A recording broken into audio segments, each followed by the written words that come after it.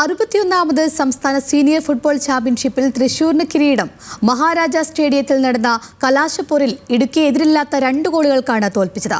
വനിതാ sub junior വിഭാഗങ്ങളിലും തൃശൂർ തന്നെയാണ് ചാമ്പ്യന്മാർ. 4 ഗോൾ നേടിയ മലപ്പുറത്തിന്റെ നന്ദു കൃഷ്ണയാണ് ടോപ്പ് സ്കോറർ.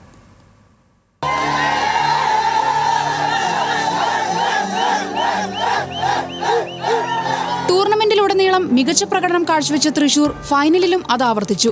കലാശപ്പോരിലെ ആദ്യ പകുതിയിൽ തന്നെ 2 ഗോളുകളും പിറന്നു. 26ാം മിനിറ്റിൽ ലഭിച്ച പെനാൽറ്റി തൃശൂരിന്റെ സന്തോഷ് ഗോളാക്കി മാറ്റി.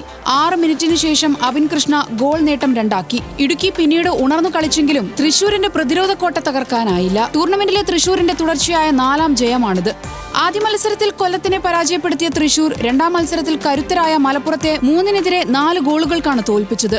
കഴിഞ്ഞ വർഷത്തെ ചാമ്പ്യന്മാരായ കോട്ടയത്തെ എതിരില്ലാത്ത 2 ഗോളുകൾക്ക് പരാജയപ്പെടുത്തിയായിരുന്നു ഫൈനൽ പ്രവേശനം. തൃശൂരിന്റെ സന്ദീപാണ് ടൂർണമെന്റിലെ മികച്ച ഗോൾ കീപ്പർ. കോട്ടയത്തിനാണ് 3ാം സ്ഥാനം. അടുത്ത വർഷം ജനുവരിയിൽ നടക്കുന്ന സന്തോഷ് ട്രോഫിക്കുള്ള പരിശീലന ക്യാമ്പിലേക്ക് ഈ ടൂർണമെന്റിൽ നിന്നാണ് താരങ്ങളെ തിരഞ്ഞെടുക്കുക. ന്യൂസ് മലയാളം, കൊച്ചി.